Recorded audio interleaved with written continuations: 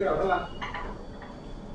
22 तारिख न सकाळ 7:45 समय आईआईसी मंचेश्वर विश्वस्त सूत्रु खबर पाई कि हाईटेक छक कुआखाई नदी पाखरे किछि व्यक्ति गंजेई चालान पाई प्रस्तुत होउचंती।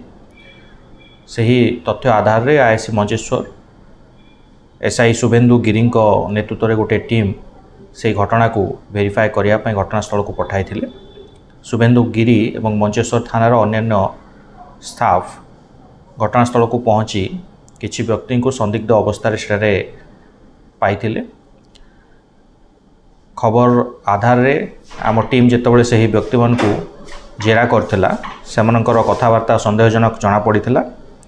तेणु तांको कड़ाकड़ी भाव में आम टीम घटनास्थल जेरा करथिला एवं से माने जो हुंडाई ग्रांड i10 कारटी रे बसते से गाड़ी को आम टीम पुंखानुपुंख भाग में जांच करथिला एवं कारटी को जांच करिवारु सही कार रे एही व्यक्ति मानक पोजिशन रे आमे पाखापाखि 21 किलो गांजा थिबार पाइथिलु। सही तथ्य आधार आम पुनर्बार से जेरा करूँ एवं जेरा समय ये व्यक्ति मैंने स्वीकार करते कि से गाड़ी रे गंजेई चालान करुले।